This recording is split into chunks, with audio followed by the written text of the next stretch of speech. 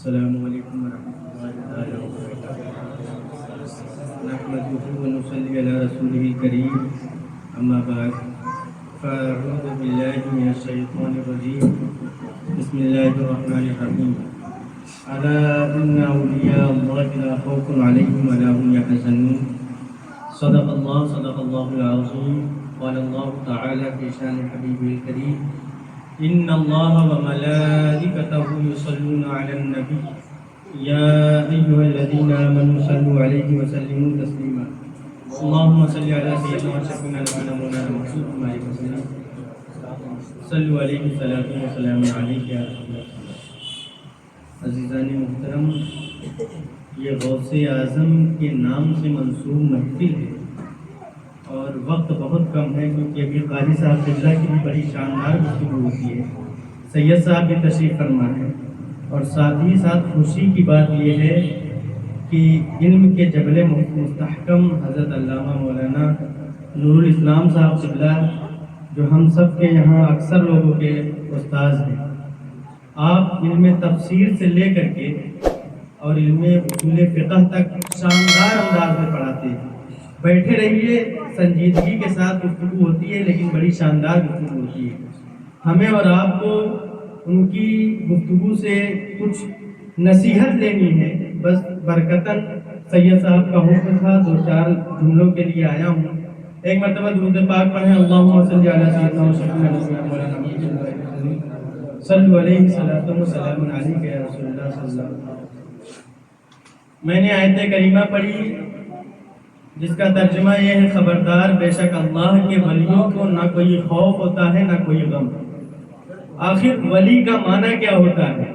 تو ڈکشنری میں ولی کا معنی رفیق و شفیق، ولی کا معنی بات کو منوانے والا، ولی کا معنی دوست، لیکن اصطلاح میں ولی اس کو کہتے ہیں جس کو دیکھ کر کے خدا یاد آ جائے۔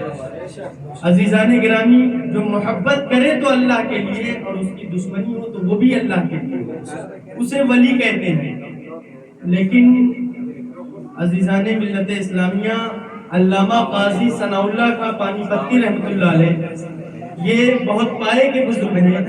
انہوں نے اپنی کتاب تذکرۃ الرشید میں ولی کا معنی نصیر لکھا ہے۔ نصیر کا معنی مدد کرنے والا ہوتا ہے اور ناصر کا معنی بھی مدد کرنے والا ہوتا ہے، لیکن علامہ قاضی ثناء اللہ خان پانی پتی رحمۃ اللہ علیہ نے اپنی کتاب میں نصیر کیوں لکھا، ناصر کیوں نہیں لکھا؟ تو عزیزان محترم، علامہ عنایت احمد کاکوروی رحمۃ اللہ علیہ کی ایک کتاب ہے علم الصیغہ، جو درس نظامی میں تیسری جماعت میں پڑھائی جاتی ہے، اس میں صفت بتایا گیا کہ نصیر یہ صفت مشبہ کا صیغہ ہے اور ناصر یہ اسم فاعل کا صیغہ ہے، اور دونوں میں فرق کیا ہے؟ نصیر کے اندر دوام ہوتا ہے اور ناصر کے اندر حدوث ہوتا ہے۔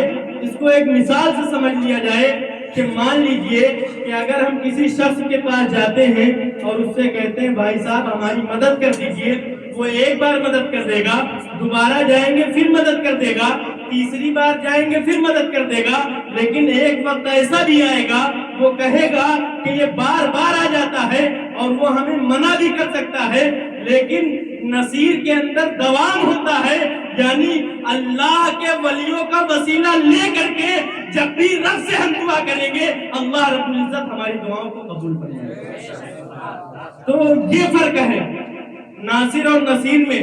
عزیزان ملت اسلامیہ، میں آپ کو بتا دوں، علامہ بیضاوی رحمۃ اللہ علیہ، جن کا نام عبداللہ ہے، آپ نے بیضاوی شریف میں لکھا، الحمدللہ رب العالمین سے جب تفسیر شروع کی ہے، تمام تعریفیں اللہ کے لیے جو عالمین کا پروردگار ہے، الرحمن الرحیم، رحمان الرحیم ہے، مالک یوم الدین، یوم جزا کا مالک ہے، یہاں تک کہ یہ صیغے یہ سب غائب کے ہیں، لیکن جب آگے بات آتی ہے ایاک نعبد و ایاک نستعین، کہ ہم تیری عبادت کرتے ہیں اور تجھ سے ہی مدد طلب کرتے ہیں، تو آپ نے بیضاوی شریف میں لکھا کہ یہ غائب سے جو ہے خطاب کی طرف یہ جو التفات ہے یہ صرف توجہ لوگوں کی ملحوظ کرنا ہے، اور دوسرا معنی یہ لکھتے ہیں کہ جب کوئی عارف، جب کوئی ولایت کی منزلوں کو طے کرتا ہے، جب تک کہ یہ کہہ رہا ہے کہ تمام تعریفیں اللہ کے لیے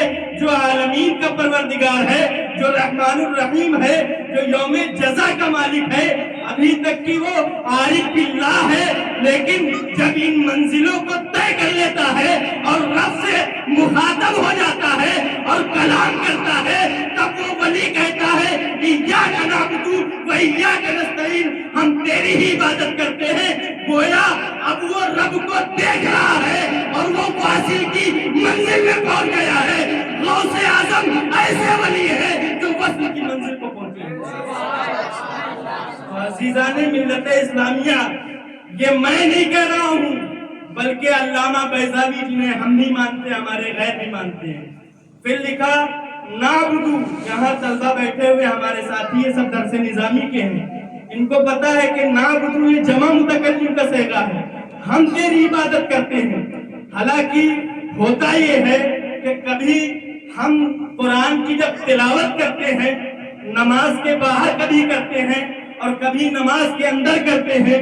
جب نماز کے باہر کرتے ہیں تو ہونا یہ چاہیے تھا کہ جب ہم تلاوت کریں تو عابدو کہیں کہ میں تیری عبادت کرتا ہوں، لیکن ہم نعبدو کہتے ہیں۔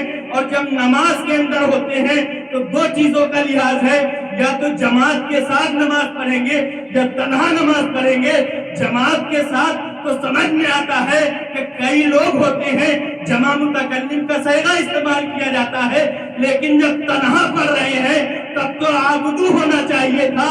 اب آئیے، میں اپنی زبانی نہیں کہوں گا، بلکہ علامہ بیضاوی جن کی کتاب کو عالم پڑھتا ہی پڑھتا ہے، وہ کیا فرماتے ہیں، آئیے ہم اور آپ ملاحظہ فرمائیں۔ عزیزان ملت اسلامیہ، آپ تفسیر لکھتے ہیں کہ جب بندہ اکیلا نماز پڑھتا ہے تو اس کے ساتھ جو فرشتے ہوتے ہیں دونوں بازو پر وہ شریک ہوتے ہیں، اور جب جماعت کے ساتھ پڑھتا ہے تو جماعت میں جو نیک بندے ہوتے ہیں ان کے ذریعے سے اللہ رب العزت عبادت کو قبول کر لیا کرتا ہے۔ گویا اگر ہم نماز پڑھیں تو ہماری نماز بھی تنہا قبول نہیں ہوتی ہے، اس میں بھی وسیلے کی ضرورت ہوتی ہے۔ گویا جب عبادت وسیلے کے بغیر قبول ہی نہیں ہے، اب تم چاہے جتنے فتوے لگاؤ، ہم تو وسیلہ مانیں گے اور یہ کہیں گے کہ مل نہیں سکتا خدا ان کا وسیلہ چھوڑ کر، مل نہیں سکتا خدا ان کا وسیلہ چھوڑ کر۔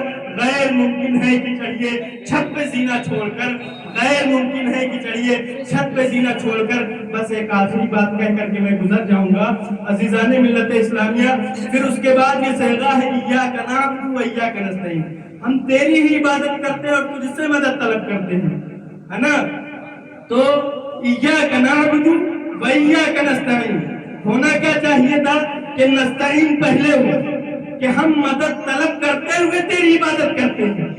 جب تو نے ہمیں توفیق دی ہے تب ہم تیری عبادت کرتے ہیں، لیکن صیغہ ہے ایاک نعبد، اس کے بعد ہے وایاک نستعین۔